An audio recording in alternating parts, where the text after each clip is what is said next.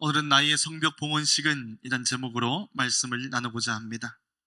오늘 본문은 성벽 봉헌식, 즉 성벽 봉헌 감사 예배가 드려지는 현장의 내용이 말씀에 담겨 있습니다. 흥미로운 사실은 이 느헤미야가 13장까지 이루어져 있거든요. 여러분, 성벽이 완전히 완공된 것은 몇 장쯤 나온지 아십니까? 6장에 나옵니다. 6장 15절의 성벽 역사가 52일 만인 엘룰월 25일에 끝남해라고 되어 있습니다. 성벽 공사 기간부터 완공까지만 따지면 3분의 1밖에 되지 않은 것이지요. 그리고 이제 이 6장까지 모든 완공이 지나갔는데 마지막 13장까지는 그 이후의 이야기가 계속해서 이어지고 있는 것을 볼 수 있습니다. 오히려 완공 후에 더 많은 내용들이 이 느헤미야에 할애되고 있다는 것이죠. 왜 그럴까요? 무엇 때문에 성벽 완공이 이미 끝났는데도 불구하고 더 긴 이야기가 계속해서 더해지고 계속해서 더해지고 계속 더해지는 것일까요? 그 이유가 바로 오늘 말씀에 나와 있는 성벽 봉헌 감사 예배에서 발견되는 주제라는 것입니다. 그리고 그 안에서 우리가 붙들 것이 무엇인가? 하나님께서 우리에게 기대하시는 성벽 봉헌식이 있다는 것이지요. 그래서 오늘 함께 나눌 말씀의 제목이 나의 성벽 봉헌식은 이란 제목입니다. 모든 예식에는 의미가 있습니다. 우리가 많은 예식을 가지지만 아마 우리 삶에서 가장 중요하게 여긴 예식 중에 하나가 결혼식이라고 할 수 있습니다. 결혼 그 자체는 두 사람이 모여서 하나님의 한 가정을 이루는 것이지요. 이 의식이 얼마나 소중한지 결혼식 이후에도 사람들이 기념일을 통해서 그때의 의미를 되새깁니다. 근데 의외로 기념일들이 참 많더라고요. 1주년은 지혼식이라고 합니다. 페이퍼 웨딩 애니버서리이지요. 그래서 편지로 되어 있는 것이든 책이든 종이로 되어 있는 것들을 나누면서 결혼을 기념하라는 것이지요. 2주년 때는 고혼식이라고 합니다. 스트로 웨딩, 지피나 면으로 되어 있는 선물을 나눈다고 합니다. 수건을 주기도 하고, 또 옛날에는 지프로 무언가를 만들었지 않습니까? 바구니든 모자든 그걸 선물하면서 그 결혼의 의미를 되새기라는 것이지요. 4주년은 혁혼식입니다. 레더 웨딩입니다. 가죽으로 되어 있는 지갑이나 가방, 벨트 등을 선물합니다. 5주년은 목혼식, 우든 웨딩입니다. 왜 5주년이 나무인가? 나무가 든든하게 자라기 위해서 뿌리를 깊이 내리는데 한 5년 걸린다고 합니다. 그래서 이제 5년 동안 같이 뿌리 내리고 살았으니 앞으로도 영원히 행복히 살자, 그런 의미에서 이 목혼식을 가진 것이지요. 그리고 나서 한참 뒤 25주년이 은혼식입니다. 이때는 부부가 서로 챙기기보다는 자녀들이 부모님에게 감사하는 마음으로 섬기는 그런 시간이지요. 그리고 50주년이 되면 금혼식을 가지게 됩니다.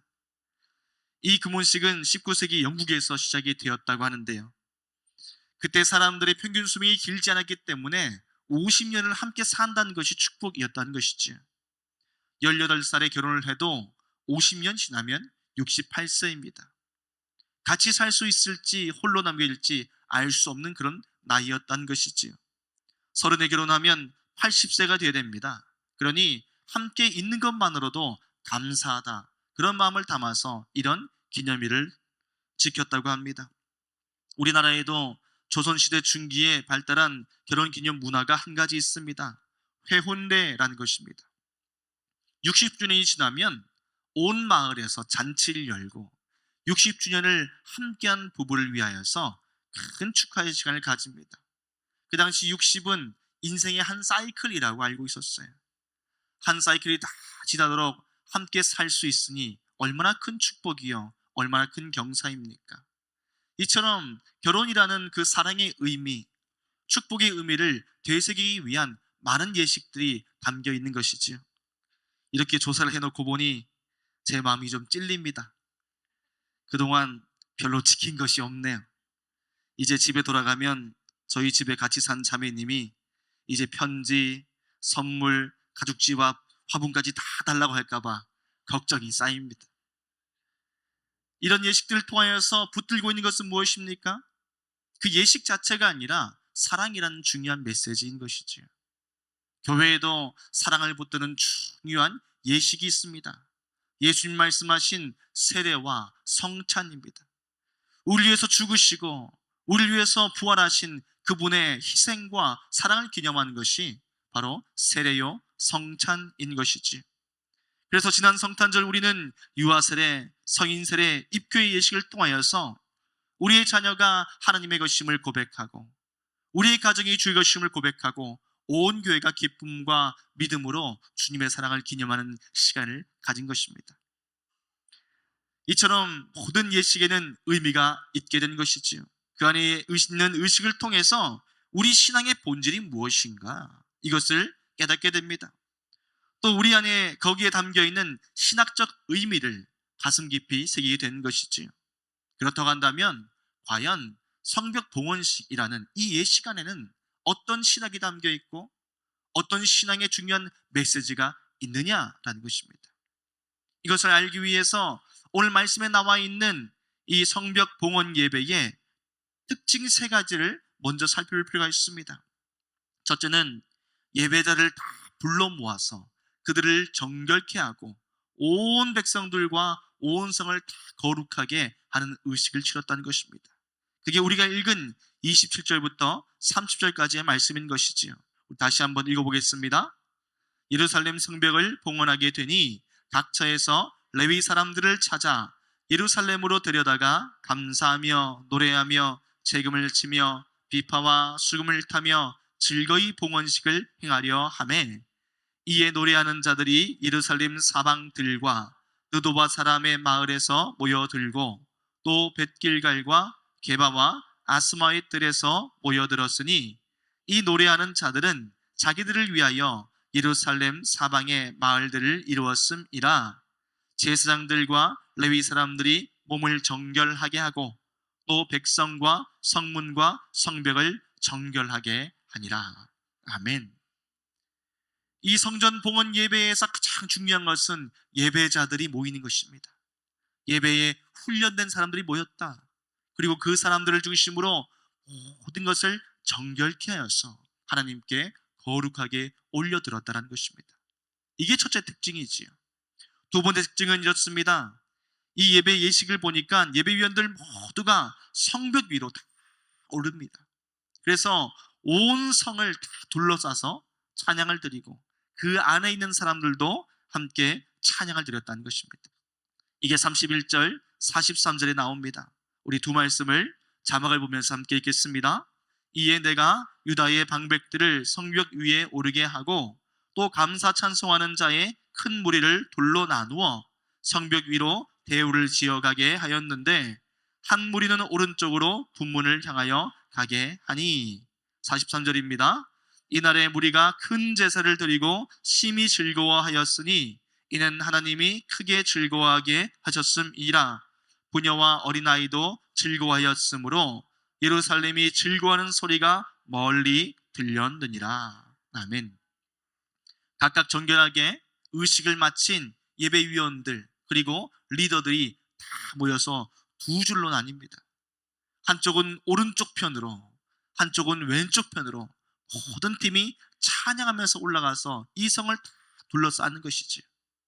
여러분 상상해 보십시오. 이 교회 주변으로 사람들이 빙 둘러서 있는 것입니다. 찬양대가 서고 장로님들이 서고 예배위원들이 서서 다 둘러싸 있습니다. 그러면서 찬양을 막 부르는 것이지요. 그럼 그 안에 있는 사람들은 어떻게 멀뚱히 구경할까요? 아니면 찬양할까요? 온 성이 다 찬양으로 가득 찼다는 것입니다. 이것이 두 번째 특징이지요. 세 번째 특징은 그 이후에 어떤 일이 일어났는가에 대한 것입니다. 성벽 봉헌식을 통해서 예배 공동체의 정체성이 회복되었더라. 이런 기록들이 오늘 말씀에 나옵니다. 이날을 기점으로 예배의 기쁨과 즐거움이 회복되었다. 그런 말씀이 나옵니다. 또 이로 인하여서 이전까지 없었던 상설 예배 담당자가 세워집니다. 또 봉헌의 삶이 회복이 됩니다. 예배 공동체로서의 정체성이 회복되어서 하나님 앞에 온전한 예물, 11조의 예물을 드리기 시작하였다는 것이지요. 그리고 그것을 통하여서 레위인들이 예배를 준비하게 되고 전적으로 예배하는 팀들이 생겨나고 또 여러 가지 필요한 사람들, 어려운 사람들 도와주는 하나님의 거룩한 선한 사역들이 시작되더라. 그런 말씀이 나옵니다. 그뿐 아닙니다. 찬양이 풍성해집니다. 그리고 찬양에 훈련되는 시간들, 예배에 훈련되는 시간들이 시작되는 것이지요. 예배가 전문화되고 체계화되어서 예배하는 삶이 공동체의 생활 속에 뿌리내릴 수 있는 그런 길들이 다 마련되었더라. 그런 말씀이 나오는 것입니다. 그게 44절부터 47절까지의 말씀이지요. 우리 좀 긴 말씀이지만 함께 자막을 보면서 읽어보겠습니다.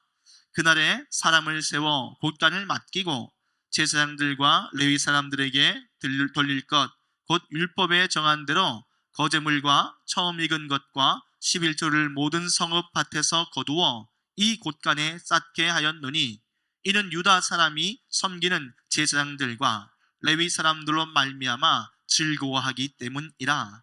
그들은 하나님을 섬기는 일과 결례의 일을 힘썼으며 노래하는 자들과 문지기들도 그러하여 모두 다윗과 그의 아들 솔로몬의 명령을 따라 행하였으니 옛적 다윗과 아삽 때에는 노래하는 자의 지도자가 있어서 하나님께 찬송하는 노래와 감사하는 노래를 하였음이며 스룹바벨 때와 느헤미야 때에는 온 이스라엘이 노래하는 자들과 문지기들에게 날마다 쓸 몫을 주되 그들이 성별한 것을 레위 사람들에게 주고 레위 사람들은 그것을 또 성별하여 아론 자손에게 주었느니라. 아멘. 이 말씀이 이 거룩한 봉헌 예배 이후에 일어난 예배의 라이프의 변화입니다. 삶의 변화인 것이지요. 오늘 이 성벽 봉헌식을 보시면서 사랑하는 성도 여러분, 어떤 생각이 드십니까? 모든 사람들이 성벽 위에 올라가서 하나님을 찬양하기 시작합니다. 그리고 그 성 안에 있는 모든 사람들이 그 찬양에 감동되어 함께 예배하기 시작합니다. 얼마나 많은 사람들이 얼마나 많은 시간 동안 찬양하며 주님께 나갔을까요? 그 성벽에 둘러서 있는 이 사람들을 통하여서 볼 수 있는 것은 하나님께서 성벽을 세운 것이 아니라 하나님께서 예배자를 세우신다는 것입니다. 성벽이 찬양할 수 있겠습니까? 그럴 수 없지요. 돌덩이가 예배할 수 있습니까? 그럴 수 없습니다. 하나님께서 만드신 그 성벽의 진정한 의미는 예배하는 공동체 한 사람 한 사람이 모여있는 그 아름다운 예배의 거룩한 모습이었다는 것입니다. 그러니 성벽이 지어진 지 벌써 6장이 끝났는데 7장에도 8장에도 9장에도 12장 13장까지 계속해서 그 이후의 의미가 되새겨져서 오늘 이 12장 예배 봉헌식 이 자리에서 완성되고 있는 것입니다. 그러니 하나님께서 세우시는 성벽은 예루살렘의 성벽이 아니었고 하나님의 백성 공동체인 줄로 믿습니다. 오늘 이 안에서 우리가 발견하는 것은 무엇입니까? 하나님이 교회를 세우기를 원하시는구나. 하나님이 우리를 아름답게 예배대로 세우기를 기뻐하시는구나. 오늘 이 말씀 가운데 발견하는 가장 중요한 것이 바로 이것인 것이지요. 교회는 건물이 아니라 사람입니다. 교회는 예배자로 이루어져 있는 그러한 공동체입니다. 우리는 이 성벽 봉헌식을 통하여서 우리가 주님의 교회로 함께 서야 되겠구나, 이것을 발견해야 될 줄로 믿습니다. 에베소서 2장 22절은 교회에 대해서 이렇게 말씀합니다. 우리 말씀을 같이 읽겠습니다. 너희도 성령 안에서 하나님이 거하실 처소가 되기 위하여 그리스도 예수 안에서 함께 지어져 갑니다. 아멘. 어떻게 지어져 갑니까? 함께 지어져 간다는 것입니다. 우리 각자가 진정한 성전이 되고 우리 각자가 진정한 교회가 되어서 한 마음, 한 공동체, 한 예배의 거룩한 영성을 가지고 설 때에 비로소 이 땅에 하나님의 교회가 세워지더라, 그 말씀인 것이지요. 하나님은 이 땅에 교회를 세우기를 간절히 원하시지 않았습니까? 그래서 예수님의 십자가가 우리를 위해서 선포된 것입니다. 예수님께서 직접 말씀하셔서 세우셨습니다. 성령을 부어주셔서 우리를 하나님의 예배 공동체로 세워주신 것입니다. 그렇다면 이 교회는 어떻게 세워져야 되겠습니까? 첫째는 하나님의 주권을 인정하고 선포하라는 것입니다. 그러기 위해서 우리는 이 교회의 모든 곳곳에 우리의 눈물과 땀과 삶이 스며들어 있어야 되는 것을 기억해야 됩니다. 이스라엘 백성들이 이제 성벽 봉헌 예배를 드리려고 한 팀은 오른쪽으로, 한 팀은 왼쪽으로 그 성벽을 밟으며 갈 때에 그들은 무엇을 느꼈겠습니까? 지나가는 자리 하나하나마다 내가 여기서 땀 흘리며 이 돌을 쌓았는데, 땀 흘리며 이 성벽을 세워나갔는데, 이 성벽을 붙들고 내가 얼마나 울었었는데, 그 삶의 모든 자리가 묻어있는 것이지요. 그러니 찬양을 안 할 수 있겠습니까? 오늘 우리가 주님 기뻐하시는 교회로 세워지고 예배자로 세워지겠다고 한다면 내가 앉아있는 이 자리에 우리의 역사가 살아있어야 됩니다. 우리의 헌신이 살아있어야 됩니다. 이 자리에 앉아서 내가 봤던 은혜의 추억들, 내가 이 자리에 앉아서 울던 그 눈물의 시간들, 이 의자 하나, 이 자리 하나 내가 눈물로 닦으며 땀을 흘리며 섬기며 주님 앞에 수고했던 그 모든 살아있는 헌신의 역사가 녹아 있어야만 우리가 교회를 사랑하고 주님의 교회로 설 수 있게 된 줄로 믿습니다. 그 주님의 주권을 인정하라는 것이지요. 두 번째는 예배의 기쁨을 회복해야 된다는 것입니다. 행복의 기본 정석이란 강의를 하신 최인철 교수님의 내용에 보면 인생의 행복을 이루는 두 가지 축이 있다고 합니다. 첫째는 재미라는 세로축입니다. 두 번째는 의미라는 가로축이지요.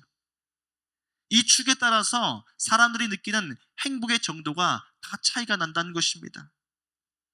그저 재미만 있고 의미가 없다고 한다면 그것은 인덜지, 향유 정도밖에 되지 않습니다.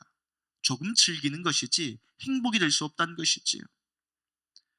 또 재미는 없는데 의미만 막 강조될 때 그것은 dedicated, 헌신, 그저 내 모든 것을 갈아 넣는 그런 시간밖에 되지 않다는 것입니다. 재미도 없고 의미도 없으면 어떻게 되겠습니까? 그렇게 즐기는 삶은 중독의 삶인 것이지요. SNS나 유튜브나 많은 우리의 습관들 중에서 사실은 의미도 없고 재미도 없지만 습관적으로 하는 것이 얼마나 많이 있습니까? 그 수많은 습관들은 우리를 행복해 하는 것이 아니라 중독에 빠지게 만들더라는 것입니다. 진정 우리를 행복해 하는 것들, 풀필링 시키는 것들은 무엇인가? 재미가 있고 의미가 있는 것이지요. 하나님은 우리를 행복해 하시기 위해서, 우리에게 하나님의 행복을 누리게 하시기 위해서 예배라는 큰 선물을 부어주셨습니다. 근데 거기에는 의미만 있어서는 안 된다는 것이지요. 절차만 지키고 섬기만 강조한다고 해서 예배 안에 행복이 누려지겠습니까? 거기에는 기쁨이 회복되어야 된다는 것입니다. 성벽 봉헌 감사 예배 속에서 이 모든 사람들이 경험한 것은 예배에 부어주시는 하나님의 기쁨인 것이지요. 찬양이 가득 넘칩니다. 그 가운데서 우리의 마음이 기쁘고 즐겁고 회복된 것입니다. 여러분, 그런 예배를 기대하고 싶지 않습니까? 왜 꼭 나이트에만 가서 춤을 추고 카바레만 가서 스텝을 밟으려고 하세요? 예수 안에서 춤춰야 됩니다. 예수 안에서 주님과 함께 뛰어놀아야 됩니다. 주님 안에서 우리의 마음과 모든 것을 다 쏟아놓으면서 찬양하는 그 은혜의 시간들, 하나님이 선물해 주신 행복한 예배였다는 것입니다. 그 예배의 기쁨이 우리의 삶에 날마다 넘쳐질 것입니다. 그러려면 예배에 훈련되고 준비가 되어야 되겠더라, 그 말씀이 나옵니다. 오늘 성벽 봉헌 감사 예배 그저 아무나 모여들어가지고 막 찬양했는가? 그렇지 않지요. 예배에 전문적으로 훈련된 사람들을 다 불러 모읍니다. 그 사람들이 자리를 잡고 나니까 나머지 예배에 준비 안 되어 있던 모든 성 안의 어린아이들, 부녀들, 나이 든 사람들, 그 사람들까지도 그 예배에 스며들어 버리는 것이지. 오늘 우리가 예배에 훈련되어야 될 이유가 여기에 있다는 것입니다. 우리가 주님 앞에 말씀으로 훈련되고 찬양으로 훈련되고 예배로 훈련되게 되면 이 세상에 흩어져 살다가 하나님을 알지 못하는 그런 사람들까지도 준비된 예배 가운데 하나님을 깊이 만나게 됩니다. 충만한 기쁨을 누리게 됩니다. 그 사람의 삶이 그 자리에서 예수 만나는 역사로 변화된 줄로 믿습니다. 제가 제대하고 나서 하나님 잠시 떠났다가 돌아오고 나서 오늘의 교회에 내일 갔거든요. 충격받았어요. 오후 2시에 있는 청년 예배를 드리는데 들어가서 앞에서 4번째 자리에 앉아 있었거든요. 예배 시작부터 눈물이 쏟아지는 겁니다. 찬양이 딱 시작되는데 한 30분 찬양이 막 시작돼요. 그때부터 예배 끝날 때까지 쉬지 않고 울었습니다. 그러면서 깨닫게 된 것이 살아있는 예배란 이런 것이구나. 근데 그 예배가 어떻게 이루어졌는가 보았더니요, 그냥 막 모여서 된 것이 아니에요. 얼마나 이 사람들이 예배에 훈련되고 훈련되었는지, 그 잘 훈련된 사람들을 통하여서 모두가 예배하니까 주님 잠시 떠났다가 돌아온 그 어린 청년 하나가 주님 만나고 싶어서 예배자의 자리에 앉았을 때에 하나님을 만나는 역사가 일어나는 것이지. 오늘 우리가 예배자로 훈련되어야 될 이유가 여기 있는 줄로 믿습니다. 깊은 예배를 통해 하나님 역사하신 것이지요. 세 번째로는 삶의 예배가 회복되어야 됩니다. 오늘 말씀은 그저 우리가 올려드린 예배뿐 아니라 예배자의 삶들이 완전히 회복되었더라, 그것을 선포합니다. 하나님의 역사가 일어나기 시작하지요. 감동받은 사람들이 주의 말씀을 지키겠다 결정합니다. 매일마다 예배의 삶을 드리겠다고 하는 예배에 헌신된 사람들, 레위 지파 사람들을 불러 모아서 매일매일 예배 드릴 수 있는 예배 전단팀을 꾸리고 봉헌의 삶을 살아가기 시작합니다. 하나님 말씀하신 봉헌, 기쁨으로 드리는 것이지요. 주님 앞에 헌신하며 드리는 것입니다. 그 삶을 통하여서 매일의 예배가 회복되고 우리의 인생에 복음의 삶이 스며들었다, 그런 말씀인 것이지요. 오늘 우리의 삶에도 삶의 예배가 회복되어야 될 줄로 믿습니다. 주님 앞에 드리는 헌신, 주님 앞에 드리는 봉헌, 주님 앞에 드리는 그리스도인으로서 삶, 이 모든 것이 기쁨의 예배, 축제 예배를 통해서 온전히 우리 삶에 부어지게 되더라는 것이지요. 올 한해 우리가 주님 앞에 예배자로 섭니다라는 제목으로서 달려왔습니다. 사랑하는 성도 여러분, 이제 이 연말 맨 마지막 끝날 12월 31일의 예배에 서면서 올 한 해를 돌아보십시다. 나의 예배는 어떠했습니까? 우리의 예배는 어떤 삶으로 주님께 나아갔습니까? 나는 예배 가운데 깊이 훈련되었습니까? 다른 사람을 일으켜 세워주는 예배자로 서고 있습니까? 내 삶의 예배가, 내 삶의 진정한 헌신들이 주님 앞에 온전히 세워지고 있습니까? 그렇다면 우리는 복된 자들입니다. 그러나 여전히 아직까지 망설이고 있다면 이제 우리가 주님 앞에 참된 성벽 봉헌의 예배를 올려드리시기를 축복합니다. 매주의 예배가 주님 앞에 드려지는 성벽 봉헌 예배가 되어야 됩니다. 오늘 이제 올 한해를 마무리하고 새해를 여는 송구영신 예배가 주님 앞에 결단하고 나가는 그 은혜의 봉헌식 되기를 축복합니다. 그 시간을 통하여서 주님을 향한 기쁨을 회복하시길 바랍니다.